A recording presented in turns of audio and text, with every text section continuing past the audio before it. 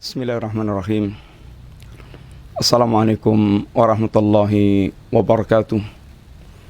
Innal hamdalillah wassalatu wassalamu ala Rasulillah wa ala alihi wa ashabihi wa mawalah. Wala haula wala quwata illa billah. Amma ba'du. Alhamdulillah, para bapak dan para ibu, para pemirsa kaum muslimin rahimani wa rahimakumullah. Sangat layak kita bersyukur kepada Allah Subhanahu wa taala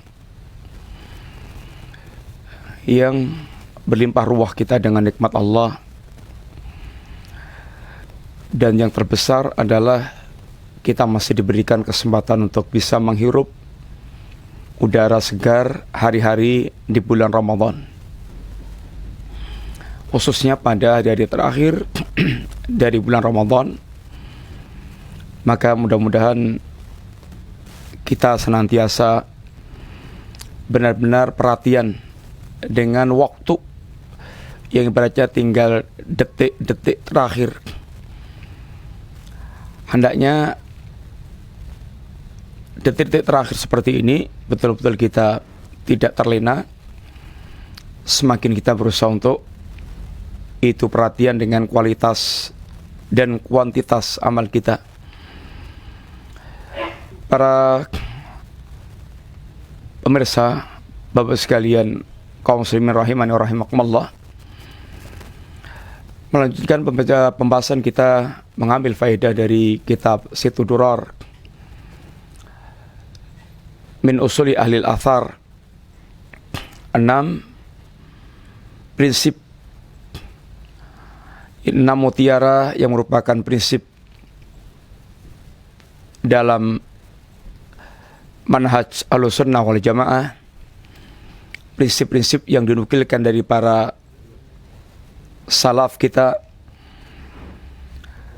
yang layak untuk betul-betul kita perhatikan, karena perkara-perkara tersebut perkara memang sangat pokok dalam kita beragama.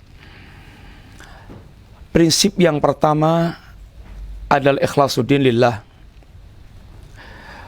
Mengikhlaskan agama semata-mata untuk Allah Subhanahu wa taala. Ini adalah prinsip tauhid, di mana setiap kita punya kewajiban yang utama dan pertama dan paling pokok adalah mentauhidkan Allah Subhanahu wa taala. Kemudian prinsip yang kedua, at-tariqu wahidun. Jalan menuju Allah dan jalan menuju keselamatan itu hanya satu. Dan satu-satunya itu adalah Islam, yang wujudnya adalah Al-Quran dan As-Sunnah An-Nabawiyah. Yang pertama dan kedua ini sungguhnya merupakan bentuk penegasan dari prinsip syahadat kita la ilaha illallah dan Muhammad Rasulullah. Syahadat la ilaha illallah menuntut kita untuk memurnikan totalitas penghambaan kita kepada Allah Subhanahu wa taala. Memurnikan totalitas penghambaan kita kepada Allah Subhanahu wa taala. Mewujudkan tauhid yang tidak tercampur dengan berbagai macam kesyirikan. Yang kedua adalah prinsip dari Muhammad Rasulullah, yang Allah mengutus Rasulnya dengan risalah, dan risalah inilah satu-satunya jalan untuk kita menuju Allah Subhanahu wa taala. Tidak ada jalan yang lain.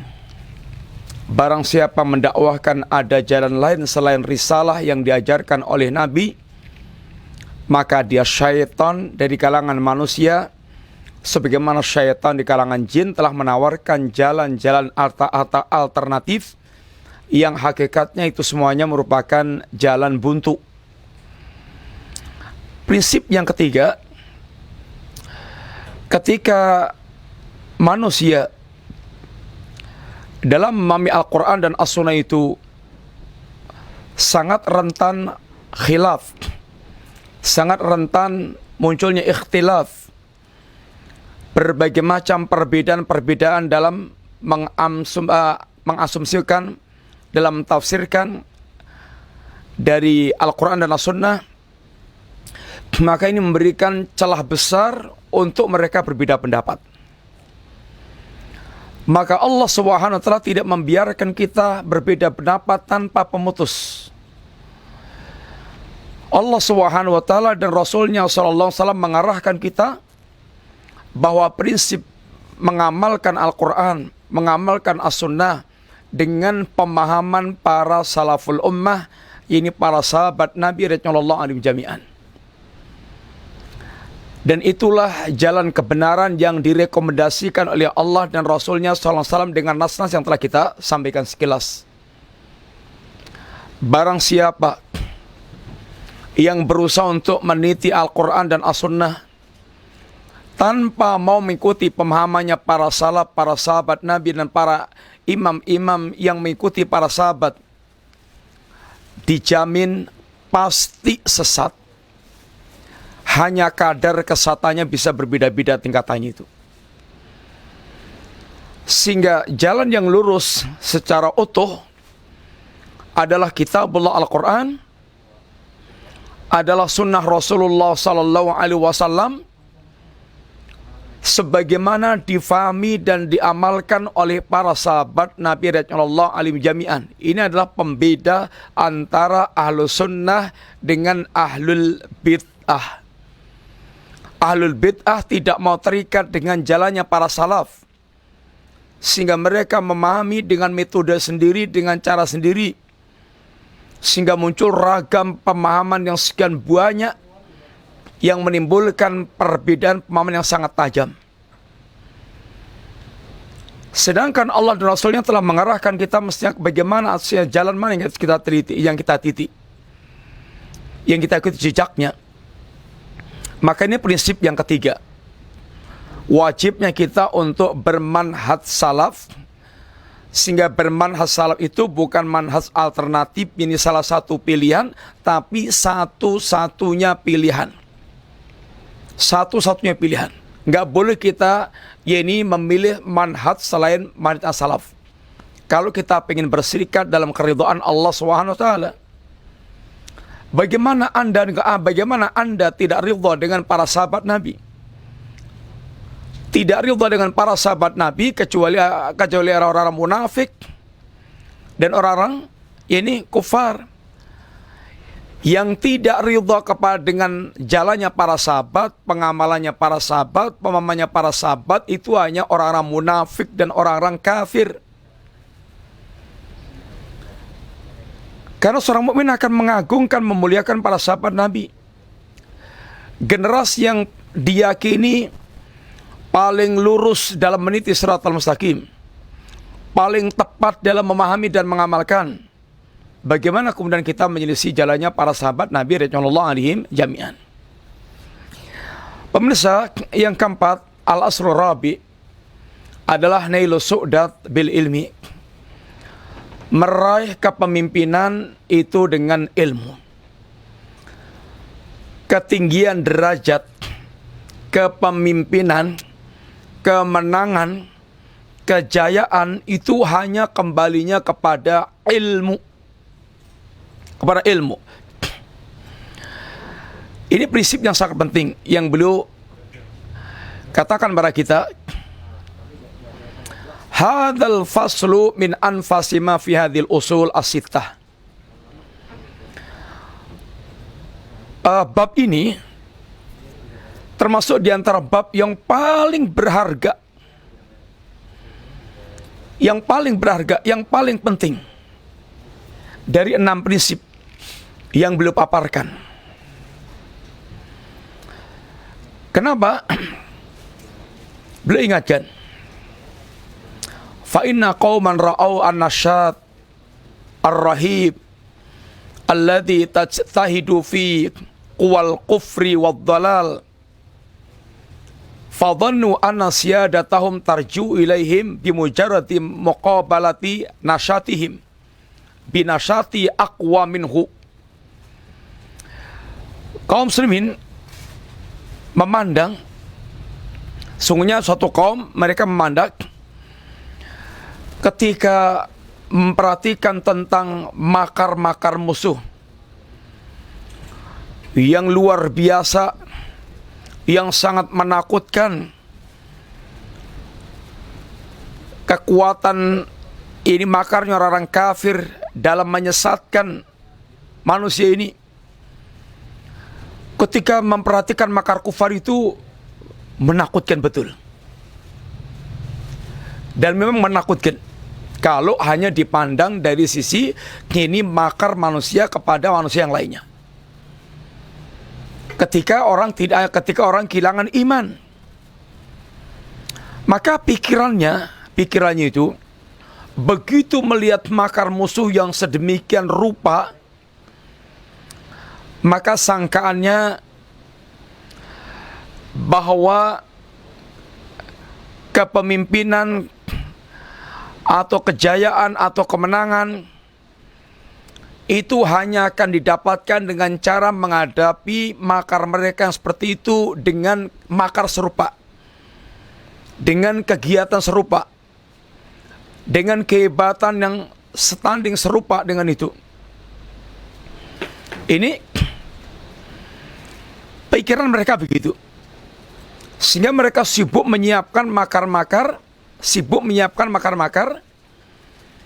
yang setara dengan makar mereka. Sibuk menyiapkan aktivitas kekuatan yang sebanding dengan kekuatan mereka.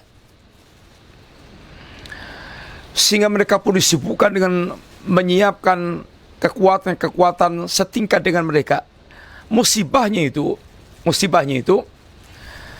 mereka lupakan wa ahmilul ilma syar'i ihmalan fahishan. Mereka betul-betul meremehkan perhatiannya kepada ilmu syar'i dengan peremehan yang sangat besar. Masalahnya di sini. Sehingga mereka meremehkan belajar Quran, belajar sunnah, belajar yaitu memperhatikan ilmu yang seharusnya dikuasai berkaitan dengan masalah itu.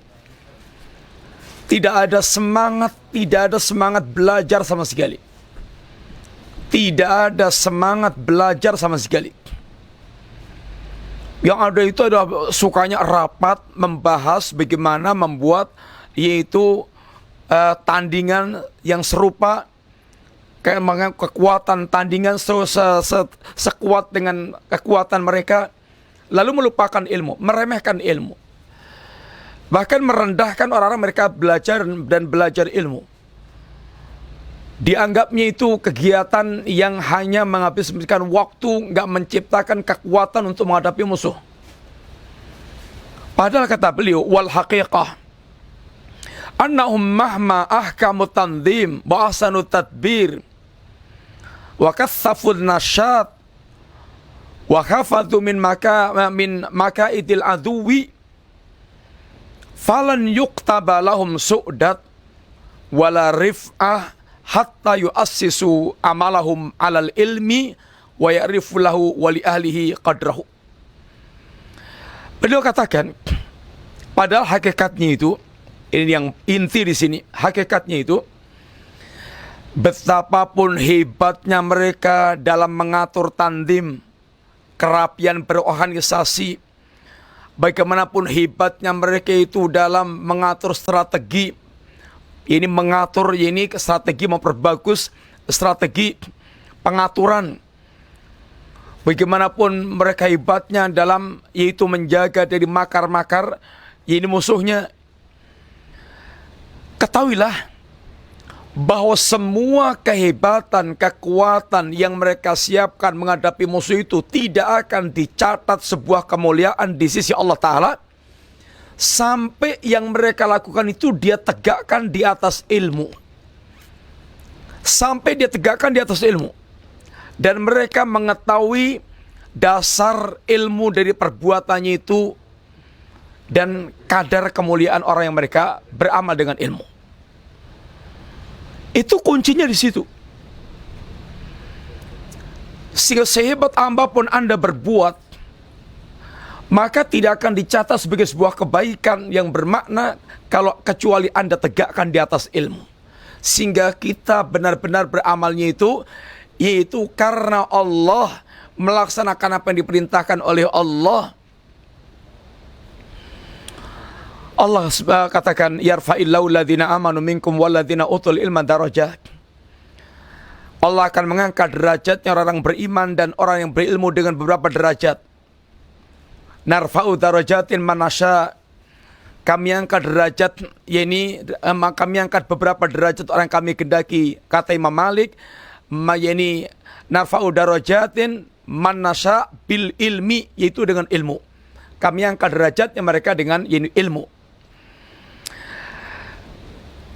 Itu yang dikatakan oleh Imam Malik, yang Imam Malik nukil dari gurunya, didengar dari gurunya, bahwa Allah akan mengangkat orang Allah kendaki dengan ilmu. Sehingga ketinggian derajat, kemuliaan derajat di sisi Allah Subhanahu wa taala itu kuncinya dengan ilmu. Tidak bisa tanpa ilmu. Allah Subhanahu wa taala ketika bicara tentang ketinggian Talut, Allah angkat ketinggian Talut di dunia sebelum di akhirat kelak, yang memimpin Bani Israel. Kenapa Allah tinggikan Talut? Kenapa Allah angkat Talut sebagai pemimpin? Wa qala lahum nabiyyuhum innallaha qad ba'atsa lakum Taluta malikan. Berkata kepada mereka, yakni kaumnya, berkata nabi mereka kepada kaumnya, sungguhnya Allah telah mengutus kepada kalian Talut sebagai raja. Jadi Allah telah mengangkat untuk mereka seorang raja, yaitu Talut. Qalu anna yakunu lahu mulku alaina wa nahnu ahaqqu bil mulki minhu wa lam yu'ta sa'atan minal mal. Mereka mengatakan, bagaimana dia diserai sebuah kerajaan kekuasaan di atas kita, sedangkan kita ini lebih berhak dengan kerajaan. Walam yu'ta sa'atan minal mal, sedangkan Talut itu tidak diberikan keluasan dalam masalah harta. Kalau orang-orang yang bodoh, sandaran kehebatan itu harta. Yang punya harta itulah yang dimuliakan. Walaupun tingkatnya jongos. Tingkatnya jongos. Kalau dia punya harta, dia dimuliakan. Islam tidak. Yang dimuliakan yang berilmu. Walaupun dia kere, nggak punya harta. Tapi dalam dunia kapitalis, dunia orang yang mereka rakus dengan harta, yang dimuliakan orang punya yang berharta. Maka yang berharta itu yang menang terus. Di masyarakat yang dijauhkan dari agama, kepemimpinan dipilih oleh mereka dengan cara yang mereka inginkan. Itu yang selalu jadi pemimpin itu bukan orang berkualitas ilmunya, berkualitas kepribadiannya, berkualitas kepemimpinannya. Yang selalu dimenangkan itu orang yang berduit. Lihat aja di negeri kita, contohnya di antaranya itu. Yang paling sukses melenggang untuk menjadi pemimpin itu yang pandai ngedum-ngedum duit, yang banyak duitnya, dum-duman duit. Sehingga walaupun profesor, doktor, kemudian gelarnya segenter, kemudian pikirannya jenius, itu kalau nggak mainnya kayak gitu nggak bakal. Mereka standarnya kemuliaan itu adalah harta. Harta. Maka yang dimuliakan itu orang mereka berharta. Walaupun mereka ini orangnya komunis, orangnya itu nggak kenal agama, orangnya itu murakbal tentang agamanya. Yang penting dia bisa ngasih duit.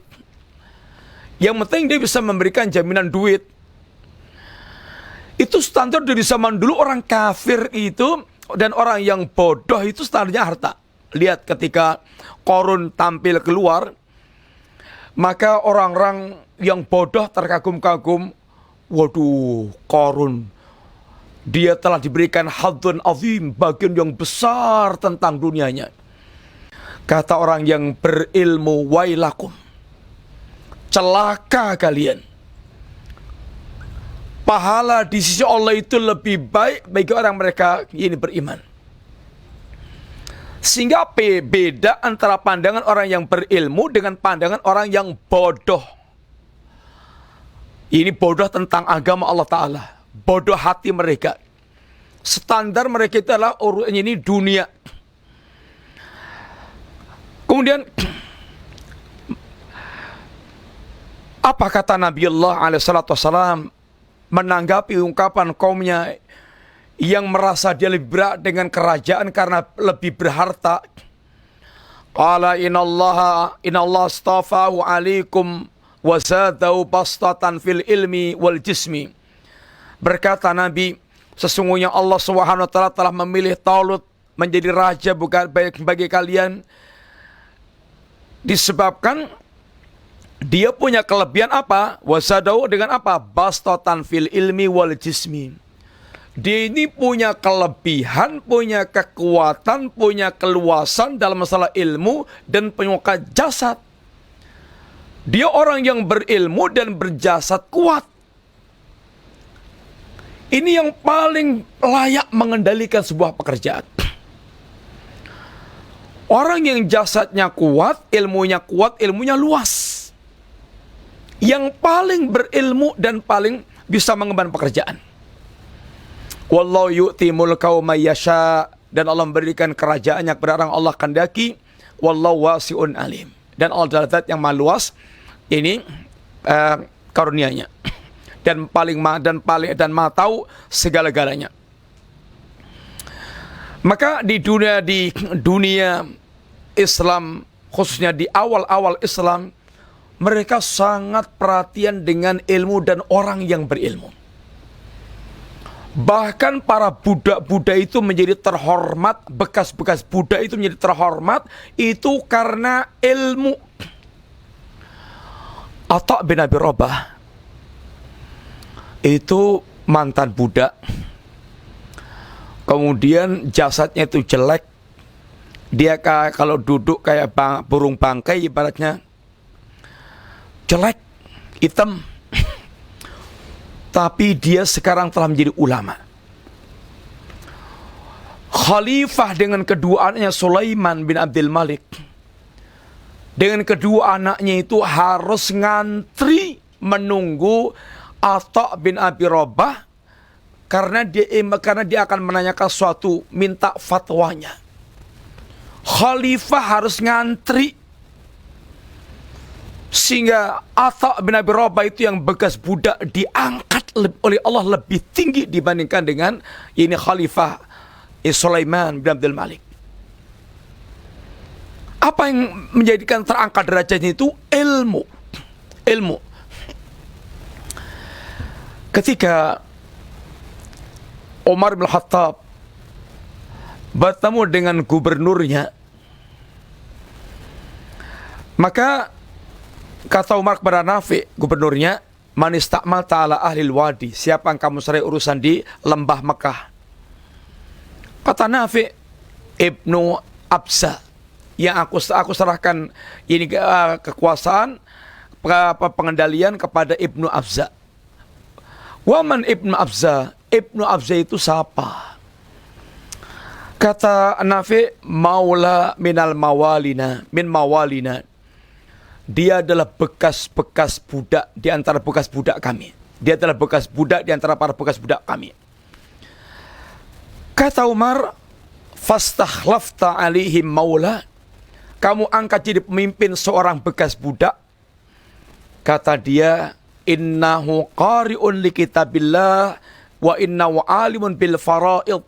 Karena dia itu orang yang hafal Quran, pembaca Quran, maksudnya penghafal Quran, dan dia itu alim dengan faraid, alim dengan ilmu faraid, ilmu waris. Kata Umar bin Khattab, amma inna nabiyakum sallallahu alaihi wasallam qala innallaha yarfa'u bihadzal kitab aqwaman wa yadha'u bi akhari. Oh, begitu.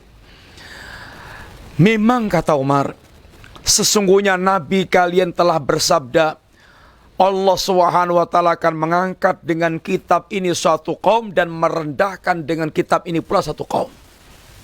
Orang yang mereka alim dengan kitab Allah, orang yang mereka itu menghidupkan kitab Allah, orang mereka mengamalkan kitab Allah, dia alim dengan kitab Allah, Allah akan Allah angkat derajatnya.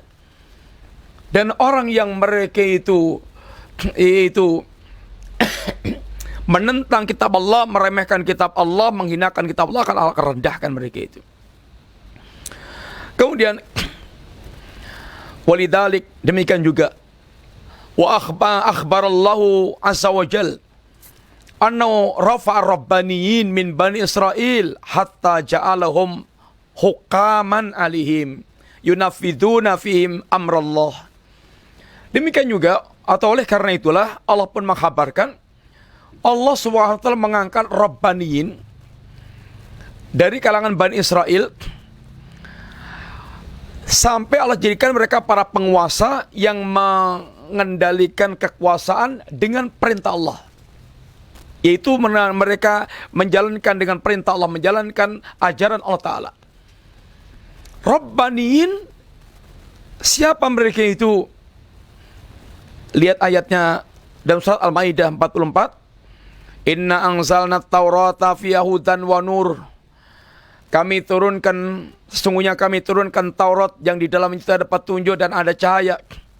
Yahkumu bihan nabiyun alladzina aslamu lilladzina hadu warabbaniyun wal ahbar bimastufidu min kitabillahi wa kanu alihi syuhada.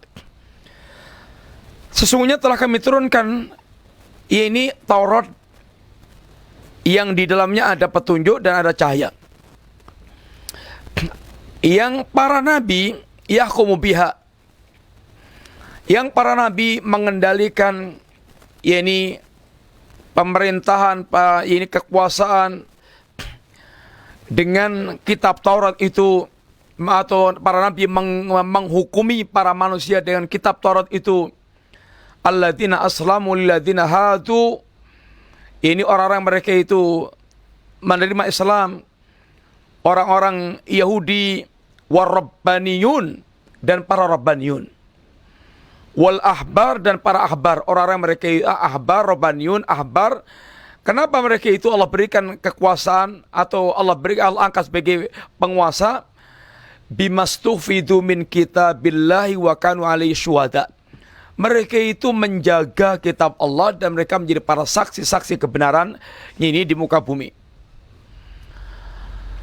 Yang Allah angkat, mereka Allah angkat ke derajat kepemimpinan, mengatur manusia dengan ajaran Allah, disebabkan karena mereka itu menjaga kitab Allah. Yaitu memahami, mempelajari, memahami, mengamalkan, mendakwakan, menghidupkan kitab Allah Ta'ala. Kemudian demikian juga mereka ar-rabbaniyun, orang-orang yang Allah angkat untuk mengurus Bani Israel tadi itu. Bagaimana kondisi mereka itu? Bima kuntum tu'allimunal kitaba wa bima kuntum tadrusun. Dengan sebab yakni kalian mengajarkan kitab dan kalian mempelajari kitab tersebut. Sehingga aktivitas belajar dan mengajarkan, ini aktivitas mengajar dan belajar, yaitu aktivitas ilmiah. Ilmu ini yang akan menjadikan Allah mengangkat derajat seorang atau satu kaum untuk diangkat oleh Allah sebagai pemimpin yang betul-betul pemimpin yang mengendalikan dengan ilmu. Dalam Al-Quran kata beliau, wa fi kitabillah ayatan, ada dua ayat yang mirip, lafadznya mirip, tapi yang satu berkaitan dengan Nabiullah Ibrahim, yang satu berkaitan dengan Nabiullah Yusuf. Yang berkaitan dengan Nabi Ibrahim, Allah katakan, wa tilka hujjatuna atainaha Ibrahim ala qaumihi narfa'u darajatin man nasha inna rabbaka hakimun alimun. Dan demikianlah wa tilka hujjatuna, dan itulah hujah kami, atainaha Ibrahim ala qaumihi, yang kami berikan hujah itu kepada Ibrahim. Aku berikan hujah itu kepada Ibrahim dalam rangka untuk menaklukkan dan untuk mengalahkan kaumnya. Ini Ibrahim telah Allah berikan hujah ilmu yang menancap kuat di hatinya, yang kemudian bisa mengalahkan hujahnya orang-orang kafir dari ketika berdakwah kepada bapaknya, kepada kaumnya, kepada penguasanya. Sang Raja Namrud itu membantah-bantah Nabiullah Ibrahim, lalu dibantah Nabiullah Ibrahim dengan hujah yang membuat dia tidak berkutik. Maka dikatakan Allah, fabuita ladzi kafar, diam 1000 bahasa, orang kafir ini gak bisa lagi membantah hujahnya Ibrahim. Semua nabi itu ciri khasnya menang dalam masalah hujah. Semua nabi. Karena mereka telah memiliki senjata yang paling ampuh hujah, yang paling qatiyah hujah, yang paling mingis-mingis, yang paling tajam, yaitu risalah yang dibawakan Allah kepadanya. Semua nabi menang hujah. Maka perang dengan musuh itu ada dua, bisilah dan bil hujah, dengan pedang dan dengan hujah. Kalau dengan hujah semua nabi menang. Semua nabi menang. Tapi kalau dengan pedang ada yang menang, ada yang kalah. Sehingga ada yang nabi yang sempat memiliki kekuasaan, sempat menjadi penguasa, ada nabi yang tidak sempat menjadi penguasa, bahkan dibunuh oleh kaumnya, tapi hujah selalu menang. Kekuatan Ahlus Sunnah itu di sini juga. Ahlus Sunnah itu kunci kemenangannya itu di hujah. Yang paling berpegang teguh dengan dalil, yang paling mantap dalam memberikan dalil. Sehingga hampir tidak ada ceritanya orang sudah ngaji salaf, kemudian betul-betul dia paham tentang salaf, kemudian dia keluar dari salaf, itu hampir nggak ada ceritanya, nggak ada. Hampir nggak ada ceritanya. Satu dua orang ada, itu oknum yang biasanya itu urusannya syahwat. Tapi kalau tadinya itu hizbiyah, tadinya itu kelompok ini, kelompok itu, kelompok ini, kelompok itu, macam-macam kelompok, lalu ngaji salaf, rontok itu pemikiran hizbiyahnya itu, ratusan, ribuan. Karena orang ketika dia itu berada di mana salaf, dia akan betul-betul merasakan bagaimana hujah yang sangat kuat, dalil yang sangat kuat, sehingga betul-betul dia merasakan tenang dan tentram. Sebagaimana seorang muslim yang menerima dakwah Nabi yang meresap ke dalam hati mereka. Maka di antara pertanyaan Heraklius pada Abu Sufyan, ada nggak yang sudah masuk kemudian murtad? Nggak ada, kata mereka. Karena semakin dia mendalami itu, semakin ini masuk ke relung-relung hatinya itu yang membuat mereka tidak bisa murtad. Demikianlah berkaitan dengan hujah salaf. Dia akan puas, dia akan mantap. Tidak ada bicara agama yang seilmiah para salaf, yang sekuat hujahnya para salaf. Maka perhatikan, hampir tidak ada orang mereka sudah ngaji salaf, kemudian yaitu dia tinggalkan salaf karena ini tidak puas dengan mana salaf. Itu nggak ada. Kecuali oknum-oknum yang mereka itu nggak jelas kefahaman salafnya itu, sehingga dia tinggalkan salaf dengan tuduhan gini. Padahal dia belum faham salaf, belum faham manhaj Ahlus Sunnah, belum faham bagaimana ini Ahlus Sunnah mengajarkan agama dengan baik. Ini biasanya rata-rata ada orang mereka itu mesti tergiur ketenaran, tergiur kemudian hakikat dunia, punya background orang yang dielulukan, kemudian ingin kembali lagi tampil sebagaimana sebelumnya. Tapi yang betul-betul mempelajari ilmunya, yang betul-betul itu ilmunya sudah meresap sampai hatinya itu, hampir nggak ada. Semua nabi mereka menang dengan hujah. Kemudian Nabiullah Yusuf, sama Allah katakan, narfa'u darajatin man nasya wa fawqa kulli dzi ilmin alim. Kami angkat derajatnya orang kami kendaki, dan di atas setiap orang yang berilmu ada yang lebih alim lagi. Kata orang, di atas langit ada langit. Sampai mentoknya Allah Ta'ala. Ayat yang pertama tadi berkaitan dengan Nabiullah Ibrahim menang dengan hujah. Allah angkat dengan hujah. Ayat yang ini berkaitan Nabiullah Yusuf yang mulia sampai menjadi pengurus harta kerajaan juga dengan ilmu. Juga dengan ilmu. Sehingga rahasianya itu adalah pada ilmu. Rahasianya ada pada ilmu. Maka kata Syekhul Islam, Dzakarallahu annahu yarfa'u darajatin man yasha'u fi qissati munadharati Ibrahim wa fi qissati ihtiyali Yusuf. Walihada qala as-salaf bil ilmi. Kata Syekhul Islam, Allah menyebutkan pengangkatan derajat orang Allah kendaki dalam kisah perdebatan Ibrahim dengan kaumnya dan kisah Yusuf dengan pengendalian kekuasaannya, yang semua para salaf mengatakan diangkat derajatnya bil ilmi, dengan ilmu. Sehingga kuncinya di ilmu itu. Dan tidak ada di kalangan kaum muslimin ini yang perhatian dengan ilmu syar'i ini sebagaimana para salaf.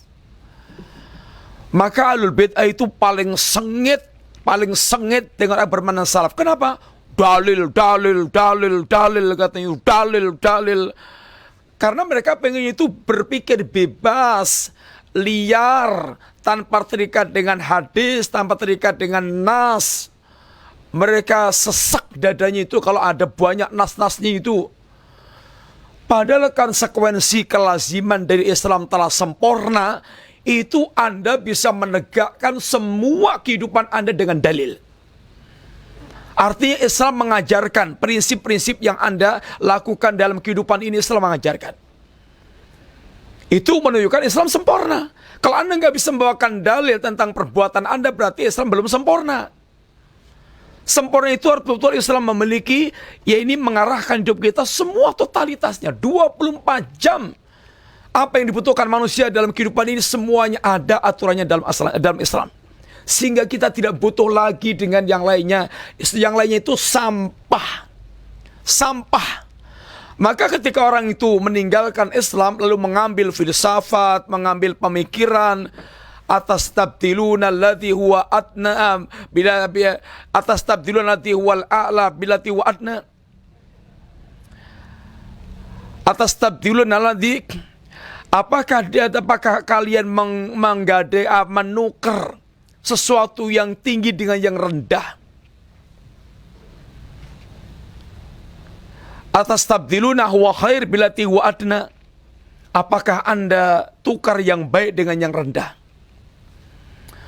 Orang yang mereka tinggalkan Islam, mengambil filsafat, kayak pemikiran trendy, kemudian keren, itu tong sampah, itu pemikiran sampah. Kalau orang tahu Islam, pemikiran kayak gitu nggak ada apa-apanya.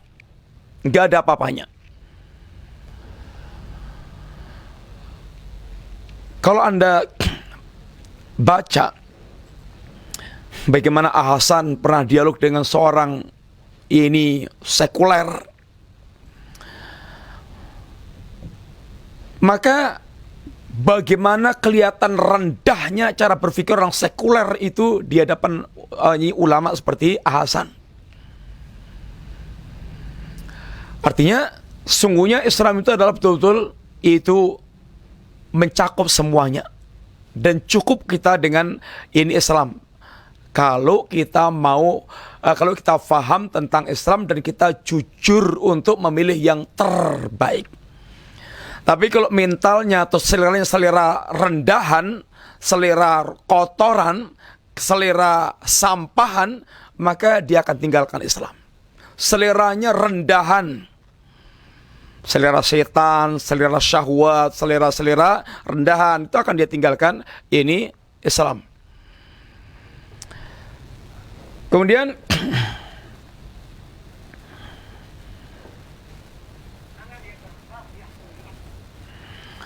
diantaranya walidalik, oleh karena itulah qala Ibnu Taimiyah aydan, berkata pula Syekhul Islam Ibnu Taimiyah, wa dzalika anna Allah yaqulu fi kitabih, dan demikianlah Allah mengatakan dalam kitabnya, Laqad arsalna rusulana bil bayyinat wa anzalna ma'ahumul kitab wal mizan liyaquman nasu bil qisti wa anzalna al hadida fi ba'sun syadidun wa manafi'un linnas wa liya'lamallahu may yansuruhu wa rusuluhu bil ghaibi. Sungguh telah kami utus para rasul kami dengan bayinat, dengan tanda-tanda bukti, mujizat-mujizat dan wahyu-wahyu. Kami turunkan bersama mereka kitab-kitab, mizan untuk untuk menimbang, mengadili manusia, menghukumi manusia dengan adil. Dan kami turunkan besi yang dalamnya ada kekuatan dahsyat dan kemanfaatan yang macam-macam untuk bagi manusia. Besi, kita tahu dunia besi manfaatnya untuk semua sembarang kalir. Besi memiliki kekuatan dahsyat. Allah katakan kekuatan itu di sini dua. Kekuatan hujah, kekuatan pedang, besi. Kekuatan hujah ini kekuatan ilmu, kekuatan besi, kekuatan materi. Dan materi ini tergantung pemegangnya. Tergantung pemegangnya.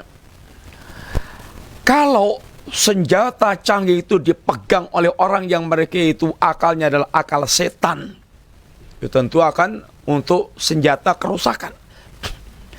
Tapi kalau senjata canggih itu dipegang oleh orang yang mereka itu berilmu tentang agama Allah Ta'ala, itu akan betul-betul digunakan dalam perkara yang terbaik dan pemberantasan yang perkara yang buruk-buruk. Sehingga kekuatan itu ada pada ilmu dan kekuatan hujah, dan pada pedang kekuatan materi. Kemudian faqiwamuddin bil kitab al-hadi was-saib an-nasir.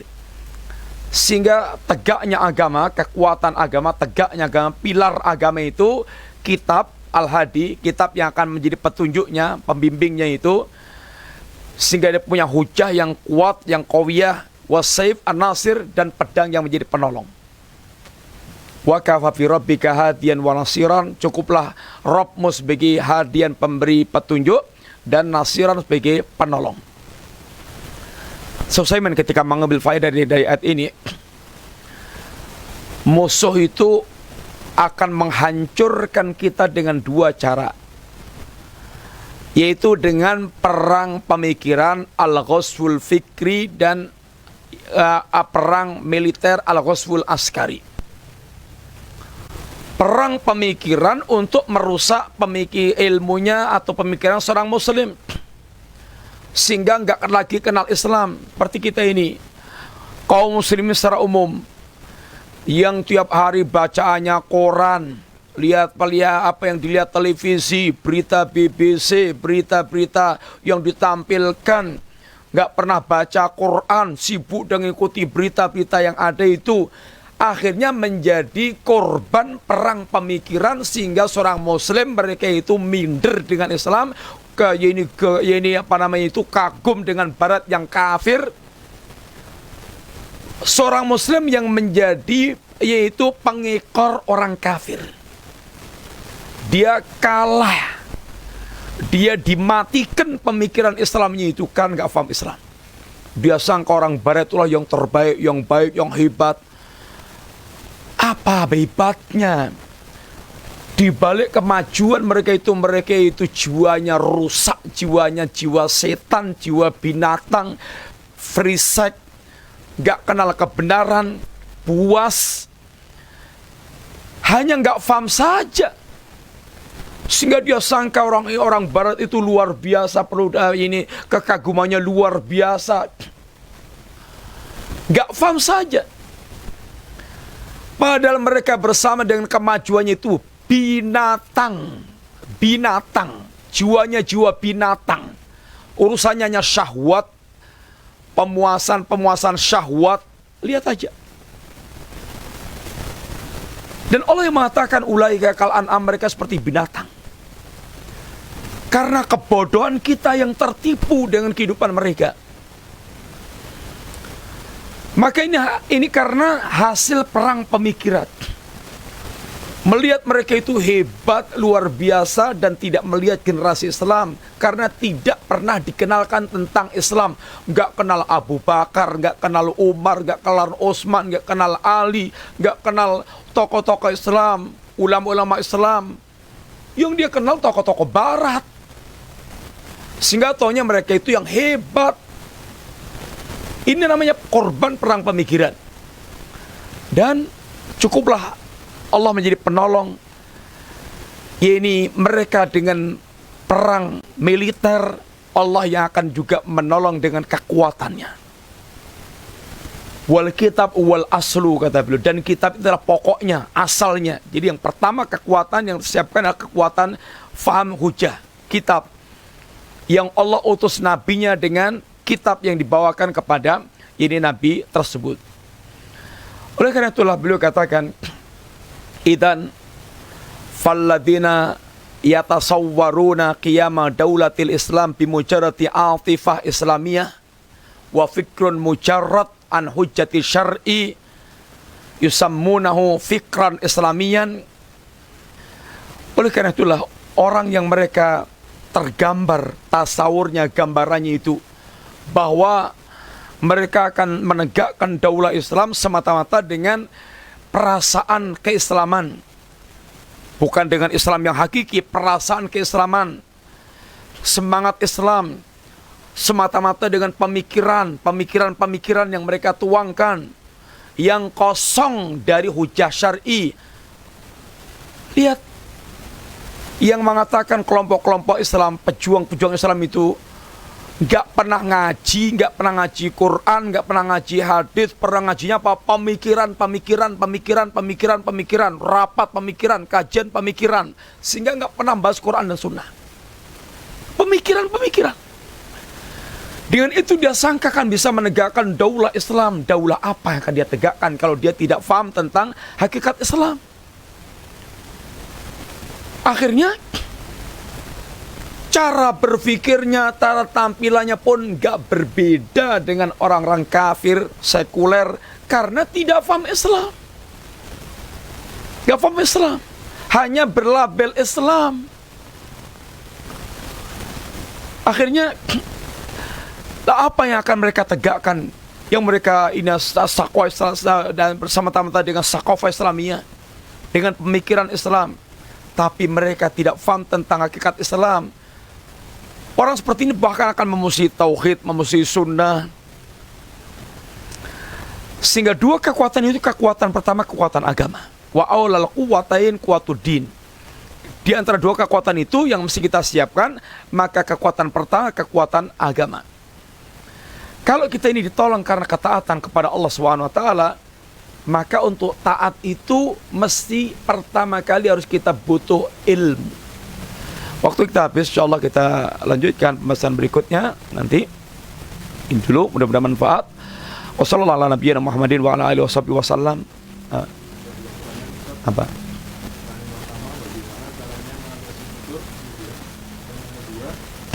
Kenapa kita diciptakan untuk diuji? Kita dalam ibadah itu diujikan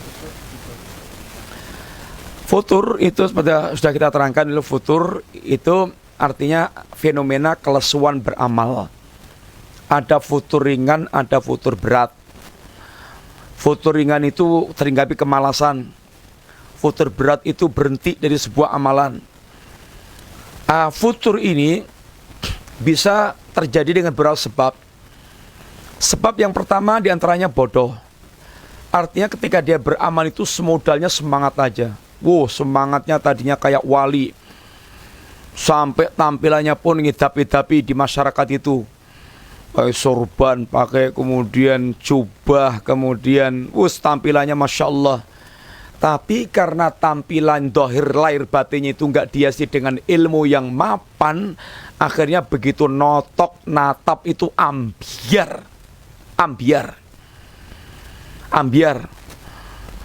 Kayak tape itu cemokot, kemenyus, tapi begitu natap tembok itu langsung belentik. Ini ambiar. Mental yang militan itu kalau itu disertai dengan ilmu. Orang yang berilmu itu militan. Karena dia ngoyot, ibaratnya itu ngoyot. Semangatnya itu ngoyot. Tapi kalau tanpa ilmu ini akan gampang futur. Begitu ada masalah, langsung goyang, langsung oleng ibaratnya. Oleng, nggak mantap. Mobil gembreng. Kemudian di di jalan tol. Kecepatannya 150, mobilnya gembreng, ya bisa kemudian moleng nggak karuan. Tapi kalau mobilnya itu mantep, kecepatannya 200 juga, ya dia lancar-lancar aja, tenang aja. Ini diantaranya adalah karena jauhnya dari ilmu. Pertama, yang kedua, futur itu diantaranya sebabnya karena sibuk dengan fitnah dunia. Fitnah dunia membuat yaitu dia kemudian gampang futur. Sehingga yang menjadi target itu dunianya itu membuat kemudian futur. Sehingga semangat dia beragama itu ditentukan oleh dunianya. Kalau pas dapat banyak jatah dunia, semangat beragamanya itu semangat. Nanti kalau pas diuji oleh Allah dengan dunianya itu oleng, itu baru kemudian agamanya oleng. Ini karena dia memandang dunia kebesaran, tidak pada porsinya. Fitnah dunia. Ini yang kedua. Yang ketiga, futur itu biasanya ada penyakit maksiat. Orang terkena virus maksiat, kemudian mulai lemes agamanya itu. Mulai dia menjauh dari orang soleh, mulai menjauh dari majelis ilmu, mulai menjauh. Sehingga mulai kelihatan futur. Kemudian ya bisa karena dia futur itu karena diuji oleh Allah Ta'ala. Diuji Allah Ta'ala. Diuji tentang kehidupan sehingga terasa agak sulit tentang kehidupannya itu kemudian futur. Futur menjadi futur. Ini diantara sebab-sebabnya dan macam-macam yang lainnya itu. Kalau sekedar ini lemes artinya tadinya baca Quran semangat, tapi kemudian mengalami penurunan dikit, capek, agak malas, itu sesuatu yang wajar. Yang penting tidak pindah kepada maksiat. Dia kemudian cari yang lain, baca buku, semangat sholat, semangat itu sehingga lemas satu sisi, tapi dia pindah ke yang lainnya itu. Lalu dia harus kemudian cari sebabnya kenapa kok futur, sehingga biar bisa mengatasinya itu. Ini yang pertama. Yang kedua, apa tadi? Yang kedua tadi pertanyaannya, kenapa kita diciptakan untuk diuji? Kita dalam ibadah itu diujikan, Ustaz. Kalau kenapa kita diuji atau sama dengan pertanyaan kenapa kita diciptakan untuk beribadah kepada Allah Ta'ala, ya haknya Allah Ta'ala. Haknya Allah Ta'ala. Di antara hikmahnya, kalau soal kenapa, mengapa, kenapa itu karena itu kembalinya kepada Allah Ta'ala. Patokannya kalau Allah berbuat itu la yus'alu amma yaf'alu wa yus'alun. Allah tidak ditanya tentang perbuatannya, sedangkan kita akan ditanya oleh Allah tentang apa yang kita perbuat. Sehingga jangan tanya kenapa, mengapa, kenapa Allah ciptakan surga, kenapa Allah ciptakan iblis, kenapa Allah ciptakan neraka, kenapa. Itu la yus'alu amma yaf'alu. Allah tidak ditanya tentang perbuatan Allah. Yang akan ditanya kita, siapkan baik-baik diri Anda untuk menjawab pertanyaan Allah Ta'ala.